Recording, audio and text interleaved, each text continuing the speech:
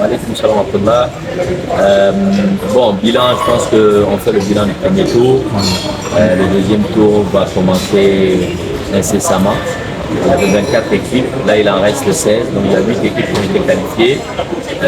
On pourrait dire qu'il y a eu des surprises, mais pour les observateurs avertis, ces pays-là qui sont en train de progresser, que les gens considèrent comme surprise, comme la Guinée équatoriale, étaient déjà en quart de finale lors de la dernière édition. Le Cap-Vert est une nation qui est en train de monter, qui a déjà éliminé l'équipe du Cameroun lors de l'éliminatoire d'une compétition majeure.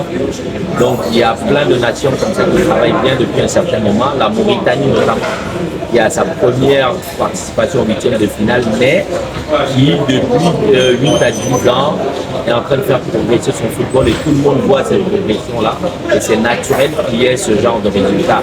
Maintenant, les grandes nations ont un peu tremblé, mais sont quand même qualifiées parce que sur ce format-là, les équipes à troisième, il y en a 4 qui se sont qualifiés sur les 6. Donc maintenant, une nouvelle compétition va commencer où il va falloir surtout ne pas perdre pour se qualifier. C'est que le football aujourd'hui est universel, il progresse. Dans la vie, quand vous restez au même niveau, vous régressez parce que ceux qui sont en bas, s'ils travaillent, ils vont passer devant. Donc on a vu des équipes qui n'ont rien à perdre, qui ont eu beaucoup d'envie. On a vu de grandes nations qui ont peut-être une certaine pression, peut-être le poids de l'histoire, n'ont pas les talents qu'ils avaient comme à l'époque, donc toujours ce nom-là. Mais on a vu des matchs extrêmement intéressants, on a vu un super engouement populaire autour de cette compétition. J'ai participé à beaucoup de Coupes d'Afrique des Nations, c'est quand même l'une des plus belles, avec des pelouses vraiment de très très haut niveau et les terrains ainsi de suite. Donc je pense que c'est une compétition qui se déroule plutôt bien. Quoi qu'il en soit, il y a eu plein de grandes nations qui ont balbutié, mais la majorité est encore là. C'est vrai que le Ghana se fait éliminer d'une manière inexplicable. J'étais au terrain, ils menaient 2-0 à moins de 15 minutes de la fin du match. Ils se font rattraper à 2-2 pour être éliminés. Ce sont des choses qui arrivent. Je pense que c'est une piqûre de rappel, mais cette équipe du Ghana, avant d'arriver à cette compétition, avait déjà du mal lors des matchs amicaux et des matchs éliminatoires. Donc c'est une succession normale de fait en fait qu'ils soient éliminés, je pense.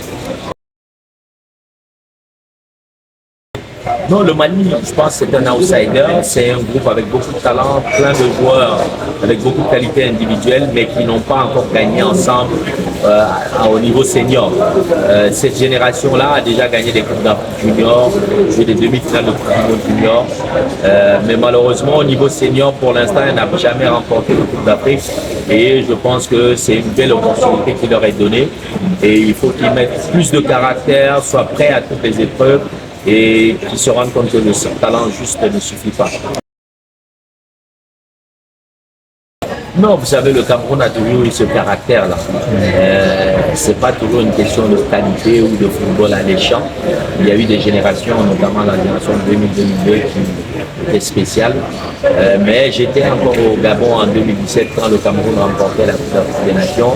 Je ne pense pas que ce soit la plus belle équipe du Cameroun qui ait remporté cette compétition. Donc le plus important, c'est de savoir gagner. C'est vrai que la compétition a débuté difficilement pour le Cameroun, mais lors des 15 dernières minutes de ce match contre la Gambie, ils ont su faire la différence pour être présents. Ils ont montré le fameux Hemley, le fighting spirit camerounais. Et je suis convaincu que là, c'est un moment qui a créé quelque chose et qui pourrait être ce sur lequel ce groupe s'appuie pour aller faire de belles choses lors de la suite de cette compétition, bien que demain, dans le Nigeria, c'est quand même pas un enfant de cœur. C'est deux grandes nations du football africain qui se connaissent très bien. Et voilà, je suis convaincu que si l'équipe du Cameroun met les ingrédients, elle a toutes les chances de se qualifier. Non, c'est une belle innovation. C'est une belle innovation. D'ailleurs, je me fais beaucoup rare sur les médias, mais je ne veux pas cacher ici que vous êtes un petit frère que j'ai vu grandir et de vous voir essayer quelque chose de différent, d'intéressant. Ça me donne envie d'apporter ma propre contribution. Je souhaite bon vent à Islam Info. Je pense que le football est ouvert à tout le monde. C'est le football qui rassemble des peuples de différentes religions, différentes couleurs, races, ainsi de suite. Et je pense qu'il y a plein de footballeurs musulmans, il y a plein de musulmans qui suivent ce sport-là avec passion, comme d'autres religions. Donc pourquoi pas, il y a une place pour tout le monde. Le football, c'est quelque chose d'exceptionnel, comme je le dis aux gens. Après Dieu, nos parents, est-ce que c'est pas le football?